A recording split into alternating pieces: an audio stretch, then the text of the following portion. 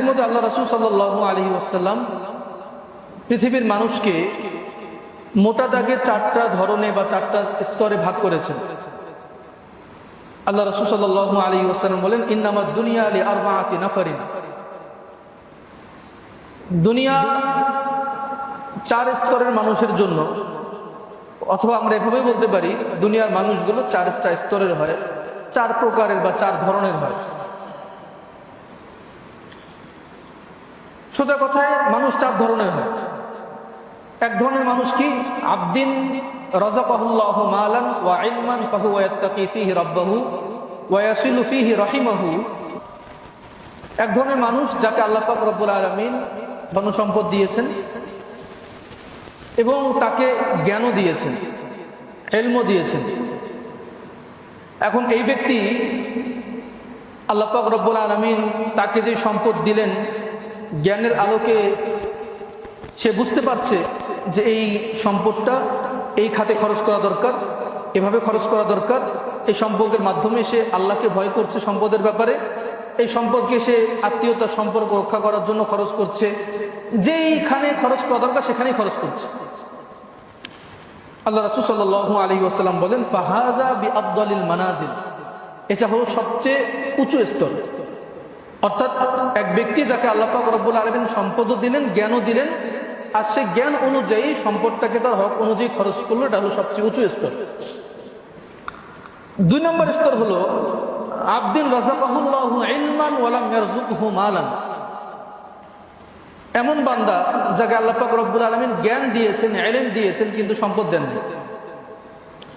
এখন ওই ব্যক্তি জ্ঞানের আলোকে বুঝতে পারছে যে আমাকে যদি সম্পদ দেওয়া হতো আমি এই খাতে খরচ করতাম।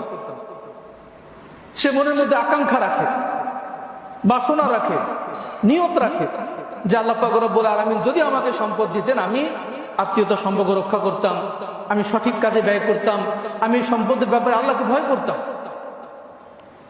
আল্লাহ রাসূল সাল্লাল্লাহু আলাইহি ওয়াসাল্লাম বলেন, ফাআজরুহুমা সাওয়াউন, এই যে যাকে আল্লাহ পাক রব্বুল আলামিন ধন সম্পদ দিলেন এবং জ্ঞান দিলেন, সে জ্ঞানের আলোকে ওই খাতে সম্পদকে খরচ করলো, এই ব্যক্তি যেই স্তর, এই ব্যক্তি যেই পুরস্কার পাবে।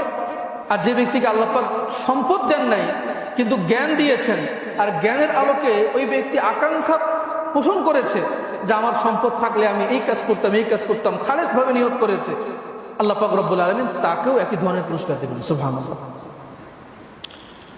আর তৃতীয় ব্যক্তি হলো আবদিন রাযাকাহুল্লাহু মালান ওয়া লাম ইয়ারযুকহু ইলমান, তৃতীয় ব্যক্তি হলো এমন ব্যক্তি যাকে আল্লাহ পাক রব্বুল আলামিন ধন সম্পদ দিয়েছেন কিন্তু মাল দেন নাই, ইলম দেন নাই, যার কারণে এই ব্যক্তি ধন সম্পদকে যাচ্ছে তাই ব্যবহার করছে।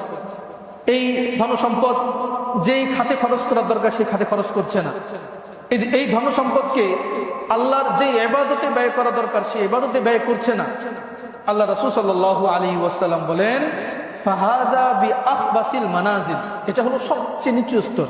অর্থাৎ ওই শ্রেণীর লোক হলো সবচেয়ে নিচু, যাকে ধন সম্পদ দেওয়া হয়েছে কিন্তু ইলম দেওয়া হয় নাই, আর সে ধন সম্পদকে সঠিক খাতে ব্যয় করছে না।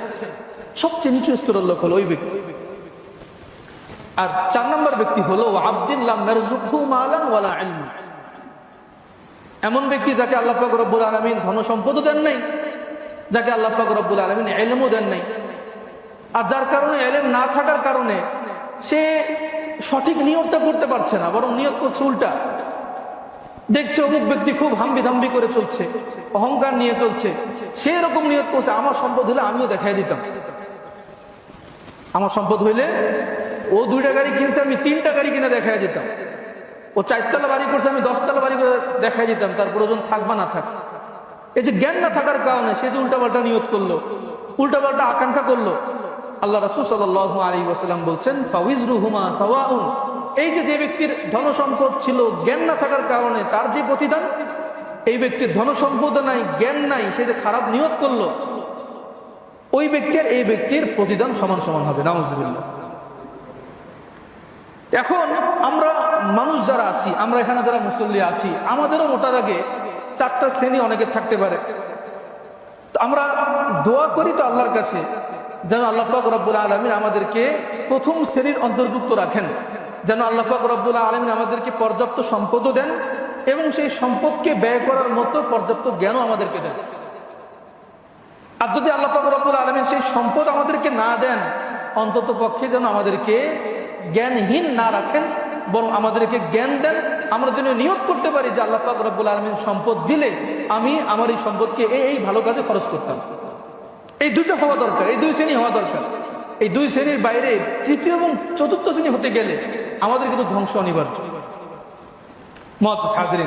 এই হাদিস থেকে আমরা আরেকটা কি জিনিস বুঝলাম, আরেকটা যে জিনিসটা বুঝলাম সেটা হলো, আমাদের যদি ধন সম্পদ নাও থাকে, কিন্তু আমরা যদি আমাদের হৃদয়টাকে বিশুদ্ধ রাখতে পারি, আমরা যদি আমাদের আকাঙ্ক্ষাটাকে, আমরা যদি আমাদের নিয়তটাকে শুদ্ধ রাখতে পারি, আল্লাহ পাক রব্বুল আলামিন আমাদেরকেও ওই যে ব্যক্তিকে আল্লাহ পাক রব্বুল আলামিন ধন সম্পদ দিলেন, আর সেই ব্যক্তি ধন সম্পদের মাধ্যমে ভালো কাজ করার তৌফিক পাচ্ছে, আমাদের সেই ধন সম্পদ নাই, কিন্তু নিয়তের মাধ্যমে, আকাঙ্ক্ষার মাধ্যমে ইনশাআল্লাহ আমরা সেই পুরস্কার লাভ করতে পারি।